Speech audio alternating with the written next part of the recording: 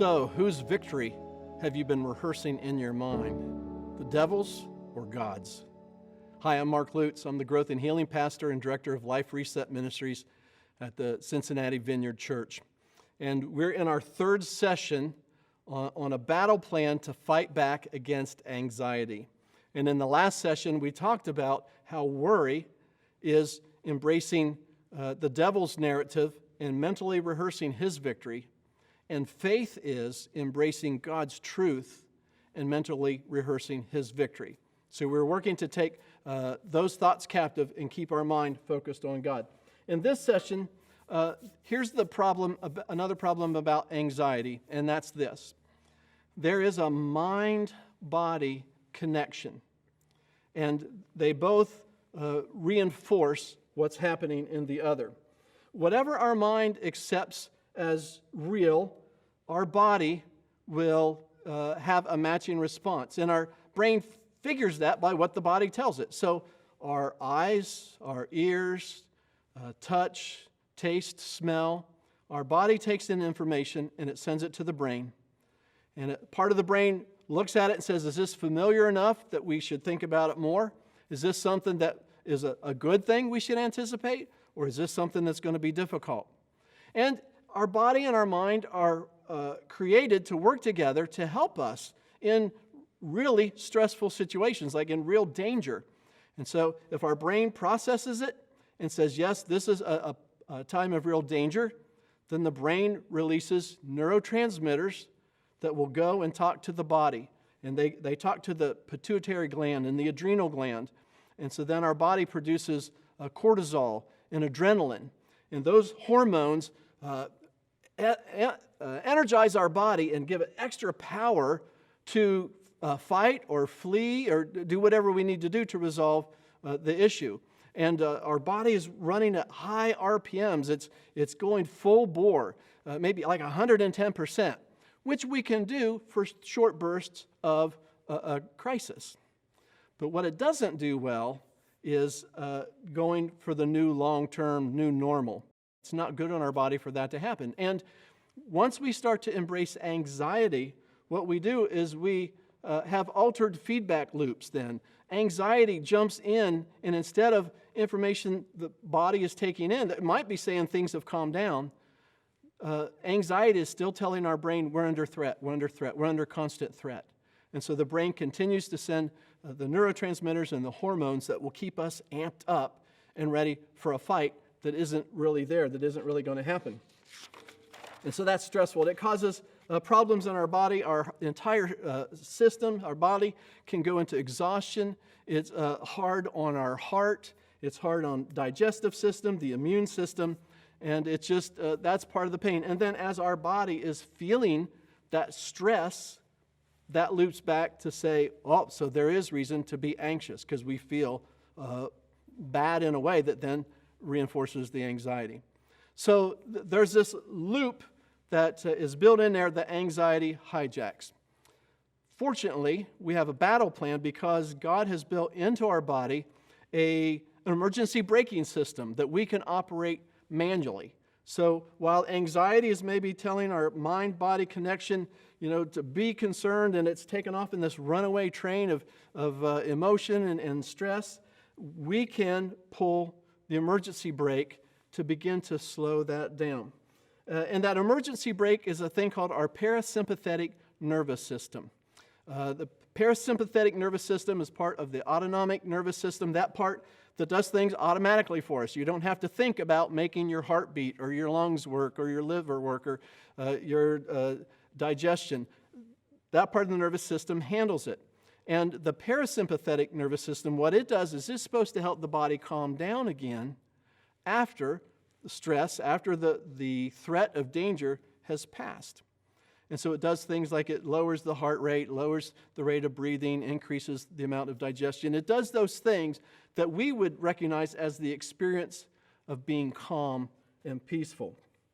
So there's a few things that we do to manually engage the parasympathetic nervous system, and you probably have heard about some of them. They're called relaxation techniques, because when the parasympathetic system is working, we begin to feel relaxed. So I want to talk about a couple, And even as I describe them, you might try them just now and begin to practice and see how they feel. So one of the easiest ones is one that we call deep breathing. So what you're going to do is you'll take a big breath in through your nose. You'll hold it for a couple seconds. Release it slowly out your mouth. And as you're doing that, you might think of a word that's calming. You might, to yourself, say peace. Or you might say Jesus. But a word that expresses peace to your heart. So it would look something like this.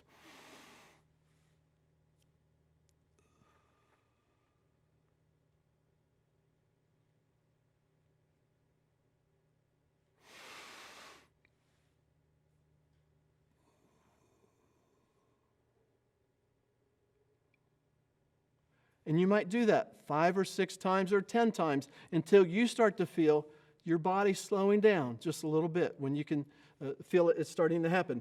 So you repeat that, and that triggers your body to say, oh, the threat has passed. We can be calm now. Another relaxation technique is called progressive relaxation. And what we're going to do here is we're going to intentionally tighten and loosen muscles starting at the top of the body and working our way down. And I'm going to demonstrate this for you, and you're going to owe me because I'm going to look silly doing this to begin with, all right? But for you, I will do it. So to start with, you would make the muscles in your face, clench them, and hold it for 5. And then relax them. And count to 5. And as you're doing it, think about the sensation of the muscles clenched. And then think about the sensation of the muscles relaxed.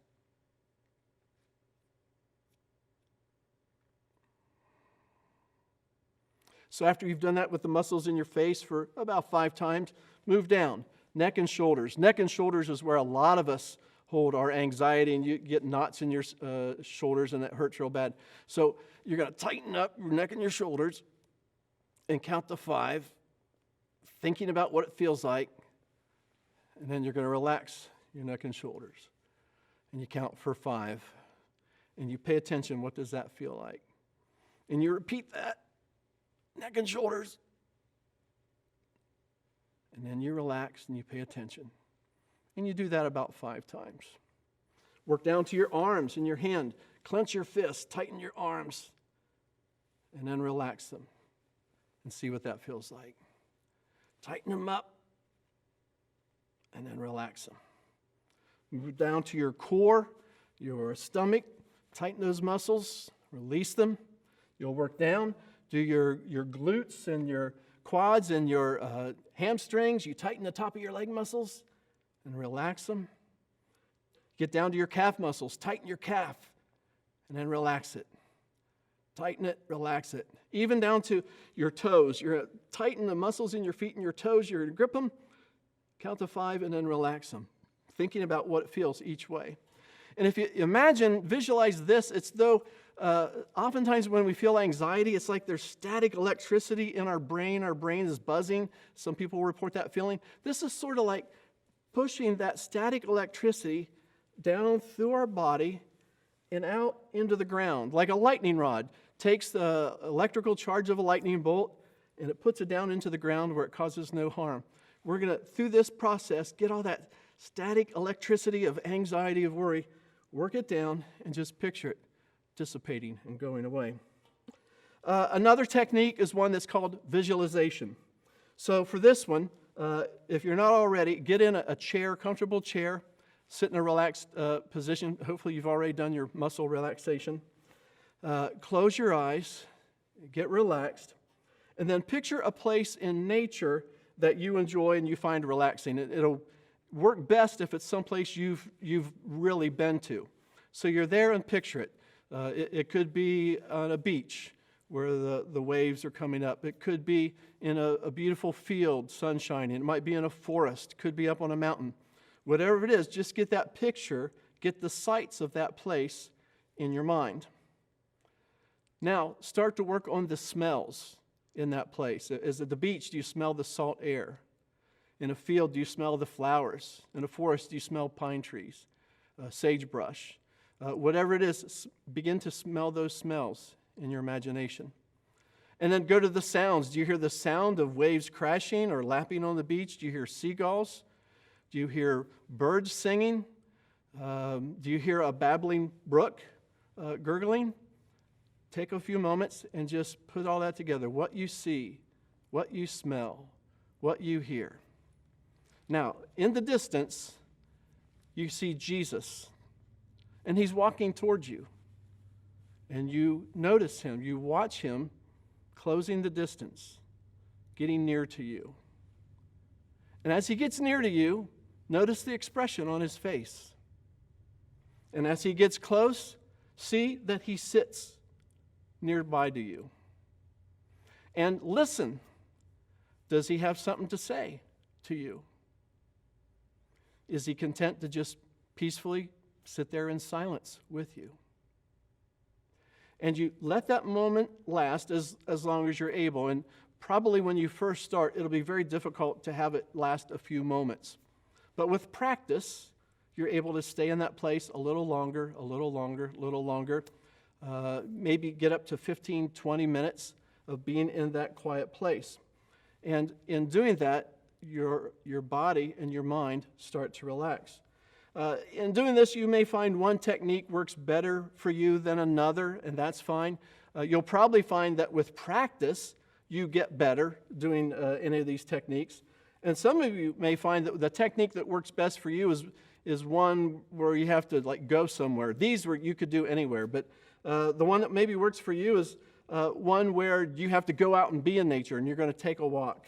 It could be a place where you sit around in your house in a comfortable chair, maybe listening to soothing music, maybe petting a dog or a cat or a goat or a llama, whatever animal of your choosing that you would pet and it would calm you down, that you would do that. Relaxation techniques typically don't solve anxiety in and of themselves, but what they often do is they slow down the mind-body process enough that we can practice those other parts of our battle plan, the parts of mentally rehearsing God's victory, of choosing the truth, and practicing that. So that's our battle plan. I want to say one last thing about the advantage of the definition that we've chosen, that worry is anticipatory fear. And that's this. I found it helpful because my self-talk is different when I'm talking to myself about anxiety versus fear. When I'm thinking about anxiety, it's just a thing that comes on me because of external circumstances, and I don't have much control about it, and I'm just sort of a victim to it, and so anxiety just sort of has its way with me. But when I start thinking about fear, I can get my self-talk to the point, some days, on a good day, where I can tell myself, I don't want to live out of fear. I don't want fear to rule me. I want to be brave. And when I get to that part, I can cultivate bravery. One of the things I do is I find inspiration from other brave people. One of my favorite movies is Hacksaw Ridge, the true story of Desmond Doss. Desmond Doss was a conscientious objector who volunteered to be in the Army during World War II. And he volunteered making the vow that he would never pick up a gun. He went in for the express purpose of being a medic. And the movie will portray for you the abuse that Desmond took from his fellow trainees and even from the officer trainers who took his refusal to touch a gun as cowardice. And they thought that of him until their first battle in April of 45 in Okinawa, where his company went to battle and they were repelled by enemy forces and driven off a mountain. Everyone except the wounded and Desmond Doss. And over the next 12 hours, Desmond saved the lives of 75 men. Through the night, he stayed there, even while the enemy army was searching the battlefield to find any living Americans to kill them. And he says he would just pray, Lord, let me get just one more. And he did that till he saved 75 people. And I tell you, when I think about that, when I watch that movie, I'm overcome with emotion. And I say, yes, I want to be brave like that. And I think that's why we love those kind of movies, and there's lots of them. There's Braveheart and Unbroken and Miracle on the Hudson. These pictures of other people being brave inspires us that we want to be brave and courageous as well. I can think of no great movie that inspires you to overcome an anxiety disorder. I haven't seen that movie made yet. Until we frame anxiety as anticipatory fear.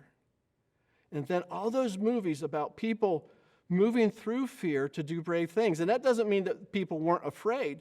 It just meant that people still did the needed thing even while they were afraid. We can leverage that in our battle plan against anticipatory fear. I can begin to tell myself, I don't want to live out of fear. I don't want to be ruled by fear. I want to be brave and courageous.